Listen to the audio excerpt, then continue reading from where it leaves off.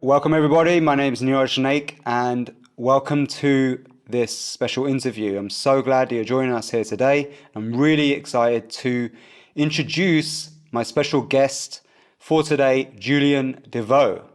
So, hey Julian, how you doing, mate? Yeah, doing well. Good to see you. Fantastic. So, a bit about Julian before we get stuck into this amazing interview. Julian Devoe is actually a wellness educator, a body worker, a detox specialist, a progressive movement teacher, and the program director at the Reunion Healing Center in Costa Rica, which I personally cannot wait to go and visit. And he joyfully works as an advocate for well-being, helping people thrive with their health and personal transformation. So, Julian, welcome. Thank you. Thank you. Yeah. Good to be here, Neeraj. Good to be here. So let's get straight into this interview, and it's really going to open us up to what you're doing. It seems like you've got a really broad range of skills, which is fantastic. But today, we're going to be going deep into the biomechanics of breathing and how it can help nourish the mind, body, emotions, and spirit. And Julian's going to help us learn more about diaphragmatic breathing and how you can use this to access the multidimensional self. It sounds super fascinating. So, Julian, over to you. Yeah, no pressure, right, Neeraj? It sounded better when I was writing it. So, yeah. So when it comes to breathing, I think many of us gravitate toward these big transformational experiences, and I think those are incredibly powerful, well worth doing and continuing to do. And sometimes the most basic, the most biomechanical tends to get looked over. So and how that can become a focal point, an access point to access ourself. And there's that fancy word in there, multi-dimensional self. And that just means the different parts of who we are. That means our memories from our past, any experiences, our future thoughts, our feelings in the moment. That just means all of the parts of ourself that aren't necessarily in our organism or in our body, so to speak. So, and how this basic biomechanical diaphragmatic breathing can begin to open us up into greater parts of our consciousness, and we might even be able to say spirit, or something greater than ourselves, the mystery, or if we have a specific faith or understanding around what these practices are, how to connect in with those through the breath. Amazing. So tell me some tips for good breathing. Like, what some of the breathing techniques or habits that you personally use? Yeah. No, thank you for that. And we're going to go through an experience at the end, just to Yeah, I'm excited. I'm excited for that. Level of excitement, you know. Yeah. So yeah, a couple of tips would be, you know, the first major thing that I would say would be breathing in and out through your nose. So that's just one of the most crucial components of breathing. So if you're not talking or eating, then you'll want to be breathing in and out through your nose. And there's that helps to calm and settle the nervous system. It allows, our nose allows to filter the air, to clean the air. When we're in transition from inhaling to exhale, we get nice nitric oxide dumps, which is antiviral, antifungal, antibacterial. Not to be confused with nitrous oxide. That's something different. That's a dental experience, right? And also something that I find to be really fascinating, and this is where we're going to start to go a little bit into kind of the spirit stuff. Is that our microbiome starts in our nose. And when we breathe in and out through our nose, we begin to connect with our environment. So if you have digestive challenges, or if you're traveling and you're in a new place, it's a good idea to walk around outside to begin to connect with the microbiome of the surrounding environment. So that starts to get really cool, because when we go deeper with this, what we can see is that we're starting to come into harmony with nature and with our environment, perhaps in a bit of in a deeper way. And in certain mystic traditions, in Thailand and then some of the Scandinavian area, they believe that there are little deities around. The Scandinavian culture, they believe in fairies, and in Thai, some of these ancient mystic traditions, we would see gods and goddesses or deities that were just around. And these deities in this mystic kind of Thai tradition lived in our bellies. So this is how we begin to kind of bring in this idea that we're actually inhaling these, now it's the microbiome, it's gut bugs, it's acidophilus, it's very scientific and very useful, right? I like to think I'm inhaling fairies that are now going into my belly temple, and we will celebrate by deep breathing. So I love that. Yeah.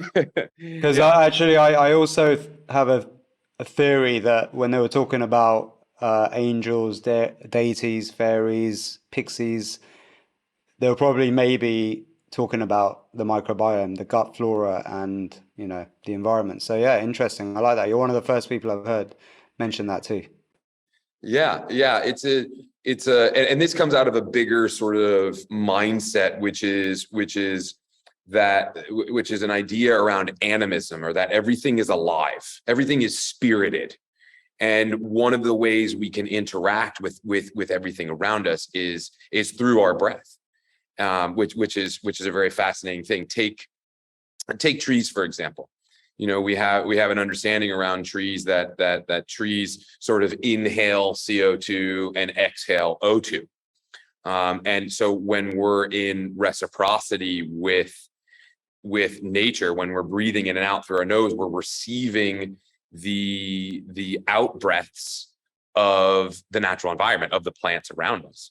And then again, since we're kind of riding this mystic train right now, when we go deeper into that, these are the out breaths from the trees. They're the out breaths of our forefathers and our foremothers. So there's information living in the trees and in the plants around us. So this is, if all that's too weird and that's too kind of like, I don't know, I really went off the deep end here, then just understand that breathing in and out through your nose connects us with the microbiome. It allows the limbic system to calm, the nervous system to settle, and it allows for proper filtration of the air. So if all the mystic stuff isn't appealing, then the biomechanical stuff hopefully is. So that's principle number one, and again, in no particular order. So we spoke a little bit about the belly and the microbiome, or the deities that are celebrating there. So the next sort of tip or piece would be breathing deeply into your belly. And what we see is that the diaphragm is the main breathing muscle. So when we take a deep breath in, and don't worry, we'll do this together. When we take a deep breath in, the belly is going to extend. That's the diaphragm moving down, the belly extends. And then when we exhale, the belly will begin to contract. So it acts like a pump. And through sitting, and just through kind of lack of paying attention to our organism, many of us have begun sort of an opposite way of breathing, which is a paradoxical breathing, which is inhale kind of sucking in, this inhale up into the chest, and then the exhale kind of down. It's actually reverse. So that breathing deeply in and out of the belly, that's something that's really crucial. So there's that, and I would say the third important piece is to try and set a gentle intention to make the exhalation just a little bit longer than the inhalation. And there are many different yogic practices And there are many different breath works that will focus on this. They'll do a breath hold, and then they'll do a long exhalation in relationship to the inhalation. And what that's doing is that's training our body to get into a CO2 or a carbon dioxide tolerance. And that generates more nitric oxide. That allows for our breathing muscles and receptors to grow and strengthen. So there is a biomechanical reason for that. And when the elevation of CO2 happens in our body, we can actually receive more oxygen into our muscles and into our tissues. So those are the kind of the three main things: in and out through your nose, deeply into your belly, and then just a little bit longer on the exhalation. So that's getting into diaphragmatic breathing or kind of some of the deeper biomechanics around breath. And this extends to all parts of our day. Whether it be exercising, whether it be running or doing any sort of aerobics classes, you want to be breathing in and out through your nose. This also goes for when we're looking at conversations with people. Sometimes tough conversations, challenging conversations, scary movies. These sorts of things can trigger a breath response, and we can tighten up. So as a way, if you're going to have that tough conversation or need to make that big presentation, or, we just kind of passed this Halloween Day of the Dead, we're in this sort of mode right now. So if you're into scary movies or that sort of thing, remember to breathe into your belly. So that'll help. So yeah, just a little bit about that. Great, I love it. So it's very useful foundations for healthy breathing there. So tell me about like how this actually can help create resilience in our lives. Yeah, great question, Niraj. Great question. So resilience, to touch briefly on resilience. Resilience is, I like to see it in kind of three parts, and that first part is to connect with what is, to accept your experience, to say yes to the experience, even if it's something that we don't necessarily like. So we can perhaps practice that around the holidays. So waiting in lines, and I know going to see family is always a joy for everybody, but waiting in lines and the extra kind of stresses that the holidays sort of bring. But the first part is accepting our experience, saying yes to that experience. Doesn't mean we need to like it. It just means we acknowledge it. It's like, well, this is happening right now. So that's sort of the first part I see of resilience. And then that second is making meaning, to find some sort of learning, to find a significance in that experience, especially the ones we don't enjoy. So this gives us the opportunity to connect and to open up into, I am co-creating the experience right now, as opposed to receiving or being at the effect of something. So to find meaning in that experience. So one, accepting reality for what it is. Two, making meaning. And then the third part is taking action or being spontaneous in problem solving or creating solutions. So many of us have challenges that we face throughout the day, and we need to kind of move through those to create a resilient spirit or a resilient mentality. And when we take action, when we engage in a way that's more than just kind of thinking about something, then we've created a resilient way of being. So how the breath works into that is exactly what we've spoken about just a few minutes ago, where by breathing deeply into your belly, this allows us to center. This allows us to become present. This allows us to engage with the biomechanics of our body, because our mind, our heart can live in the past or in the future or in different sort of dimensionalities, but our body is always in the present moment. So when we begin to breathe in this centered diaphragmatic way, then we can connect most deeply with the present moment, at least in our physicality.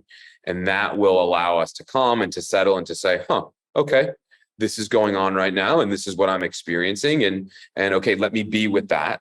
The breath also gives us that ability to kind of make sense of things in the moment, to give a little space before we react, to find a sense of freedom in our responses, so we can kind of hook in, investigate, get curious, make meaning, and then move into a more active state. So just a little bit about resilience there. Amazing. So it looks like you're using the breath a lot therapeutically to help people. So tell me a bit about your own like lifestyle as a breathwork instructor. Like tell me a bit about how you're using it, how, how is it to actually do this as a career? It seems like you're living and breathing this literally.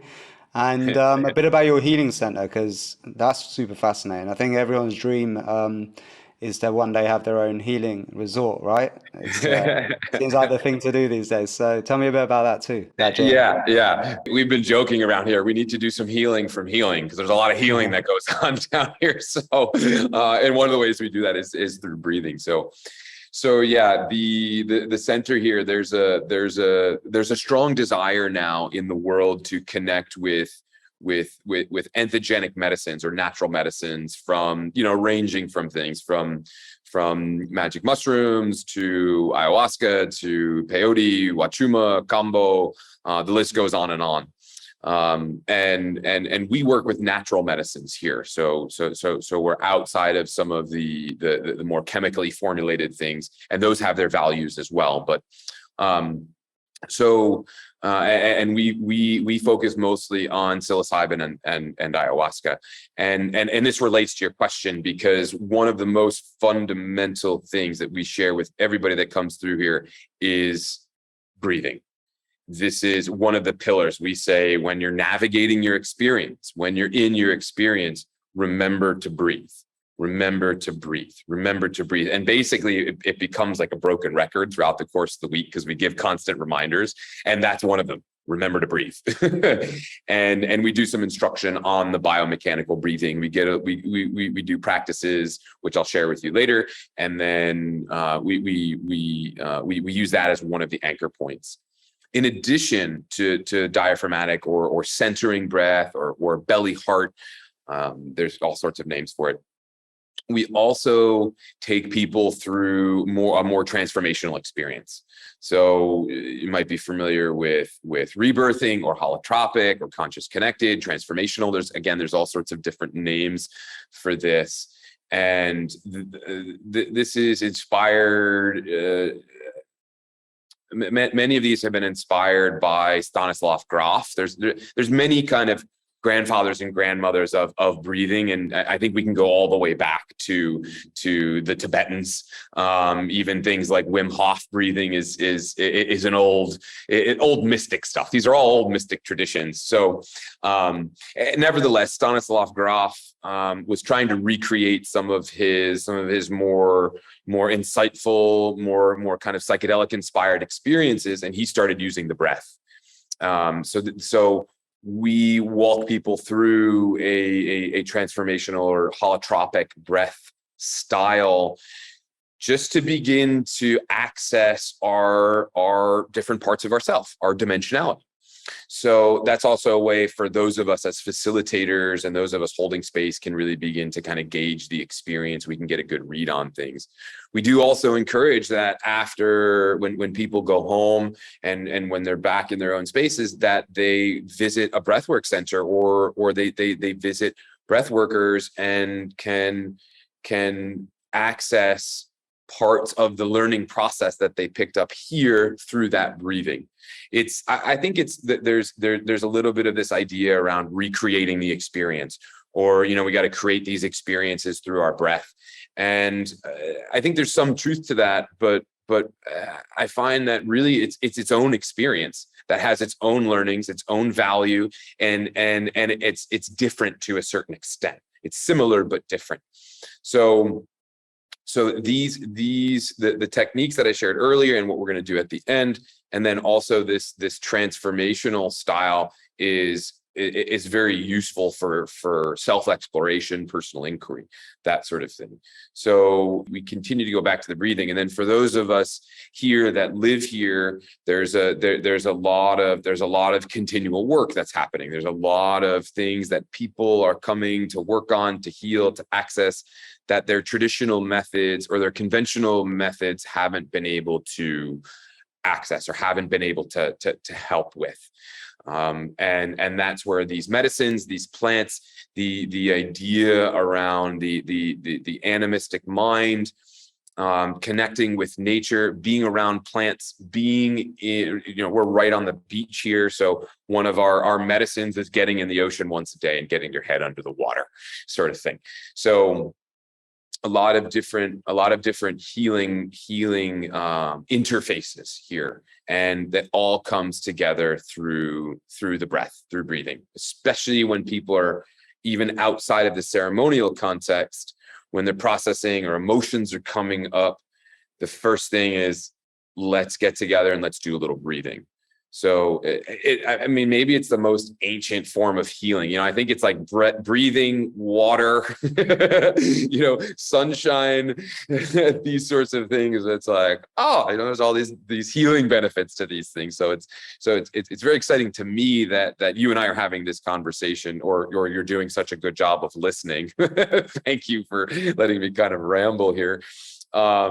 And it's exciting. So hopefully for anyone that's coming on and witnessing these experiences, like breathe, explore, find a book, talk to your local yogi or your breathwork practitioner, get outside into nature, start to, get your feet or your hands on the ground and connect and be like, there could be little fairies in here. Like, I'm breathing them in. Hopefully they enjoy the ride. They're going to meet the other deities in my belly and hang out, So, so yeah, you can tell I'm very passionate, and when talking about the breath, pun intended, I get very inspired, right? So this is one of these things that we talk about in the breathwork communities, that we see the root word of respiration or inspiration being spirare, which comes from Latin, and that's spirit.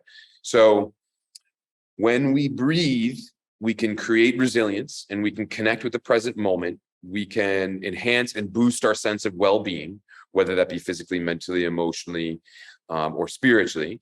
And then we can connect with something greater. And this is what I think a lot of these ancient wisdom traditions were sharing with us. They were saying that there's something more than just a biomechanical response to breathing. There's a connectedness, there's a oneness, there's a way to process and to integrate. So, and maybe to kind of dance in that sort of mystical, I don't really know what's going on here, but it kind of makes sense, but I don't really know. And this is sort of more than human, sort of space. So yeah, thank you for listening. Hope that landed. Well, so what did you do before you got into all of this drinking deities stuff? Yeah. Yeah.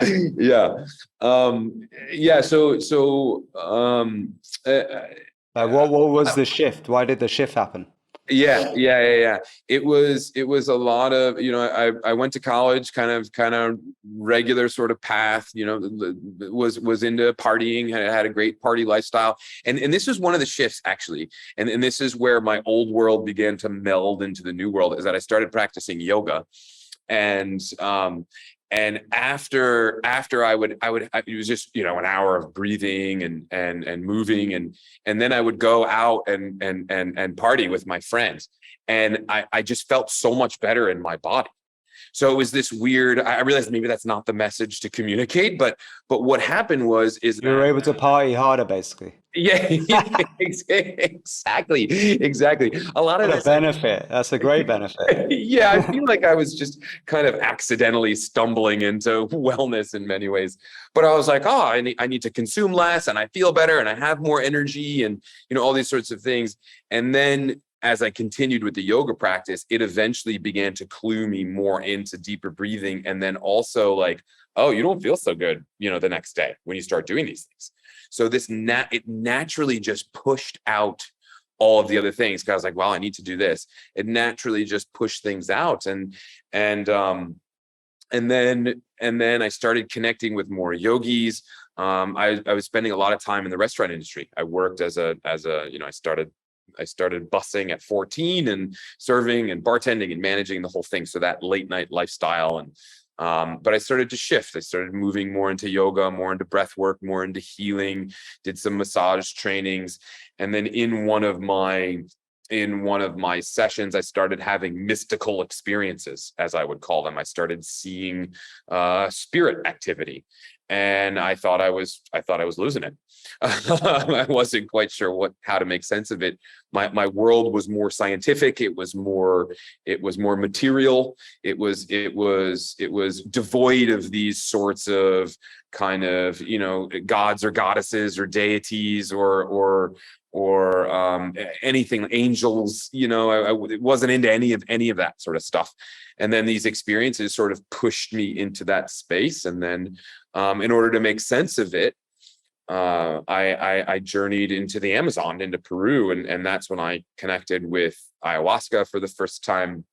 I had experimented with other psychedelics growing up, but not in a ceremonial context, not in one that has an intention around healing and around looking at yourself.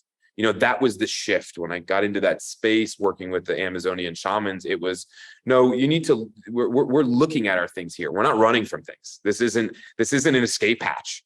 And you'll learn very quickly that when you engage with the ceremony is definitely not an escape hatch. So, all the recreation was gone at that point. And that's when I continued to learn to breathe in a deeper way, because that was the only thing. It was like, this is crazy. This is nutty. I don't know what's going on. The only thing I can do is breathe. The only thing I can do is breathe. And I'm just going to breathe, and that breath has been a fundamental sort of anchor for everything, so it's Amazing, man. So yeah. how does it feel now waking up to probably epic testimonials instead of, Yeah. yeah, Yeah, it's a good feeling, right? it feels amazing, and I think that that there's no one way of accessing well-being or health. But if there's one thing to do, it would be breathing. Otherwise, I don't know what the other options are. But in that, Beautiful. and yeah, so if anyone, I know that these entheogens, and I'm using entheogen as entheos to bring spirit or to bring God in replacement of sort of psychedelic, but I know that there's a lot of popularity around it now, and it's trending very heavily. So one thing is just remember to breathe. Remember to breathe. There's so many other skills to consider. That's the most fundamental. So Amazing. yeah. So now on that subject, why don't we do a little breath session now? Mhm. You up for that? Yeah. All right. Yeah. Fantastic. Cool. Okay. Okay, so I'm gonna play some of my secret sauce music in the background just to accompany you, Thank you. and you can take it away. So wherever you are, take a comfortable seat. If you're sitting in a chair at a desk, make sure your feet are flat on the ground. And whether you're on the floor or in a chair or a couch, just sit tall. Allow for your spine to elongate. Gently close your eyes if you haven't already.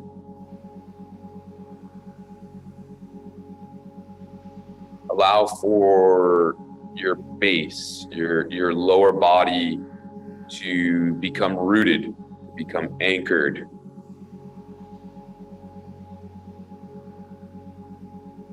And with that rootedness, feel a sense of lightness in your upper body, your torso. Now place both of your hands on your belly.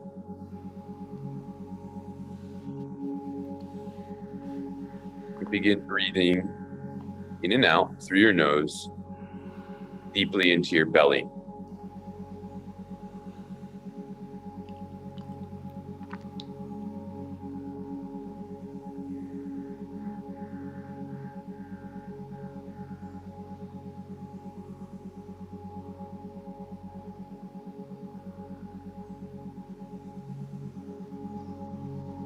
As you inhale, feel your belly expand.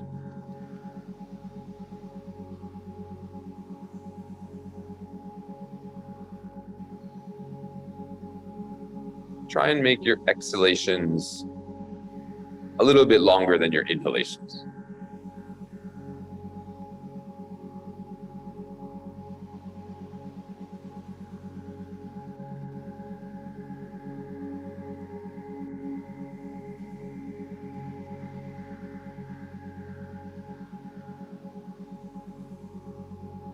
Become aware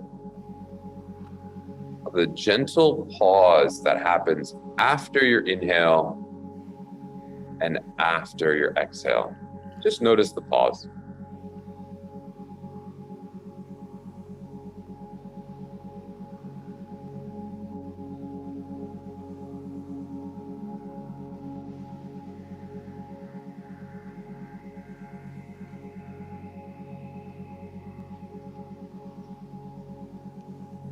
Begin to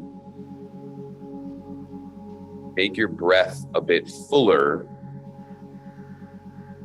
by breathing just as much into your back, your low back, your kidneys as your belly.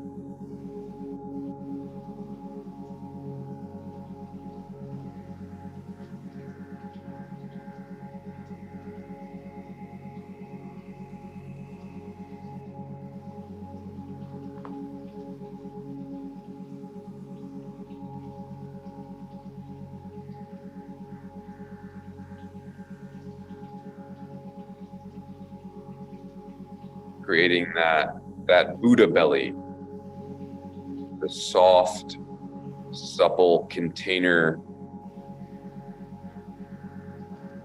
to access your inner wisdom.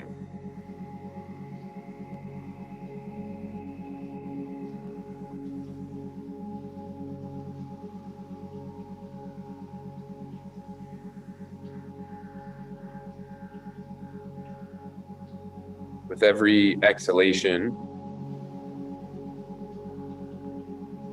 allow for any tension to melt away.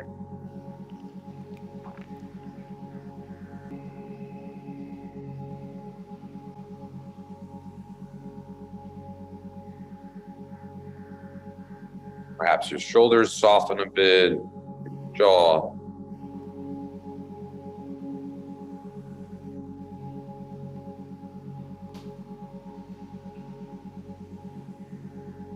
See if you can softly press your tongue to the roof of your mouth.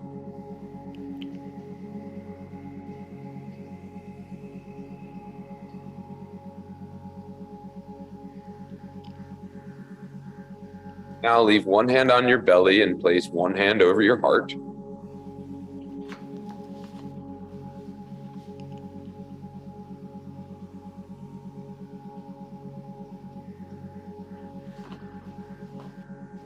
And feel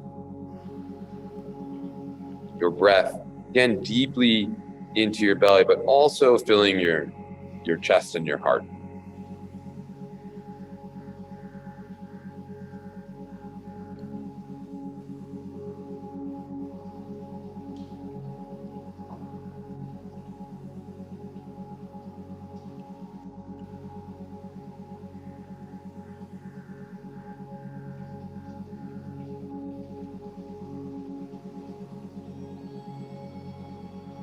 Belly, low back, chest. Bring a little bit of awareness, a little bit of intention to expand your breathing widthwise, left to right or side to side.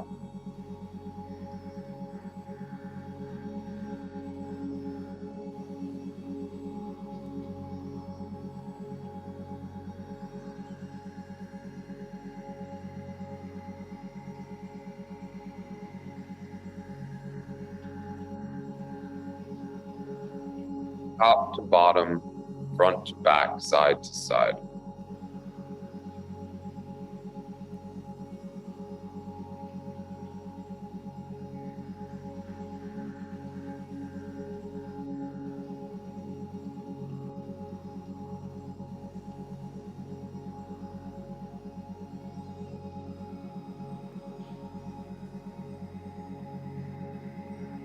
Now that you're connected to your breath in this way, centered, grounded, and light,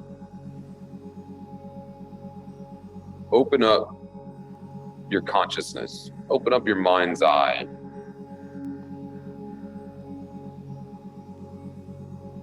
Perhaps your spirit or your higher self, to receive nourishment, information, insights.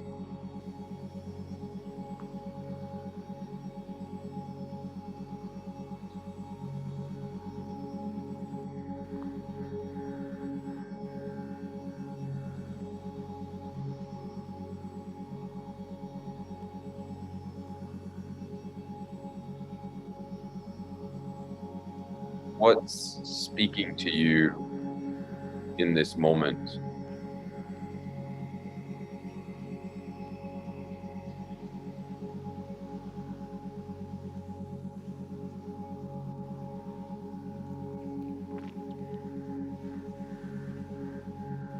What's coming through? What's coming up? What's being downloaded?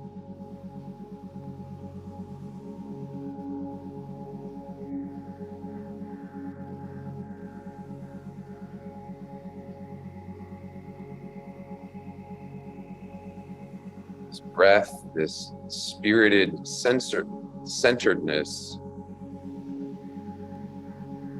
is a way for you to access yourself.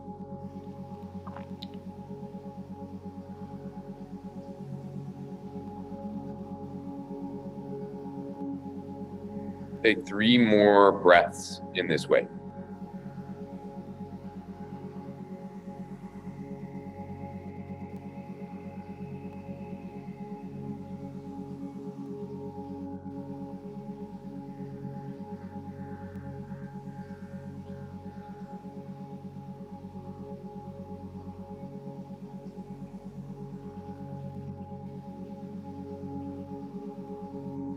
On your last breath, just remember to nourish yourself with your healing hands.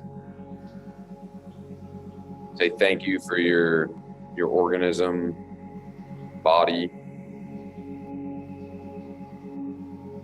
Bring your hands to prayer position. Fold them together in front of an unfolded heart.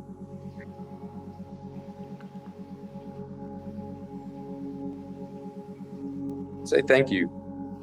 Thank you for this wonderful human experience, the body that carries me around and does all these amazing things without even to ask for it. All the healing mechanisms and movement, digestion, filtering, cleansing, healing.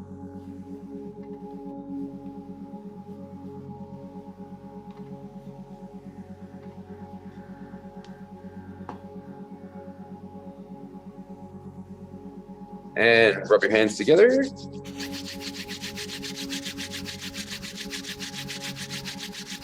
And just rub that over your face. Rub all that beautiful energy over your face. And then put your palms to your eyes. And slowly remove your hands from your face.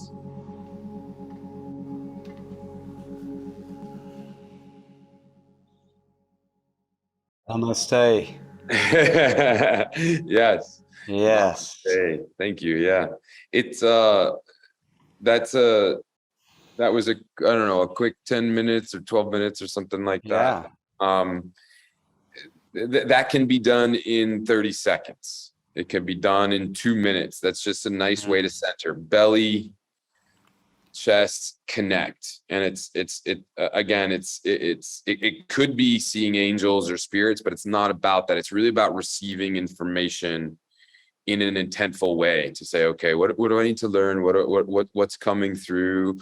Perhaps, yeah, there's a big project going on, or there's some emotional work to be done. This is a great way to begin to kind of just open up in a way and say, okay, I'm supported here, and I'm going to receive information from who knows where.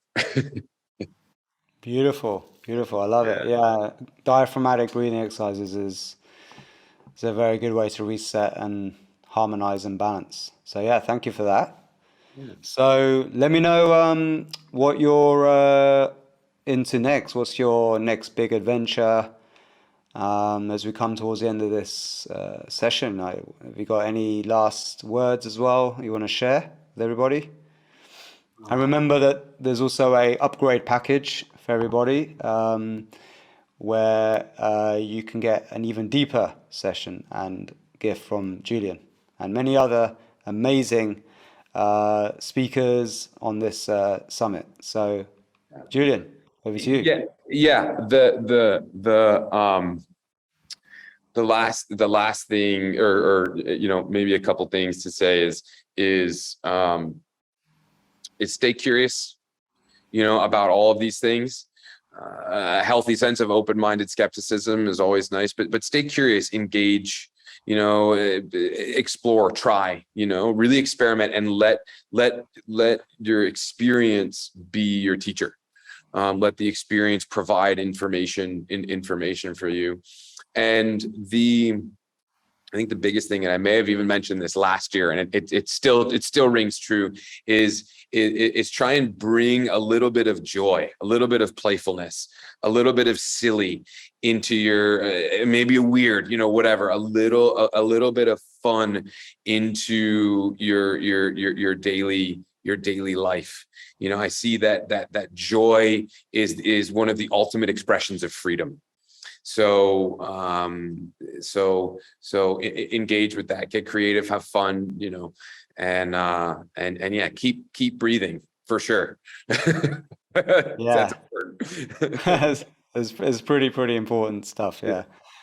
Great, amazing. So tell us a bit more about where people can find you, if they want to get in touch with you, where you're located, and your retreat center as well, and things like that. Yes. I'm located in Costa Rica on the Pacific coast in a blue zone, so that's really cool. We're right on the beach, like 50 meters to the water. Beautiful trees around, north of Tamarindo at a place called Sugar Beach. So that's the name of the beach, and the name of the center here is called Reunion.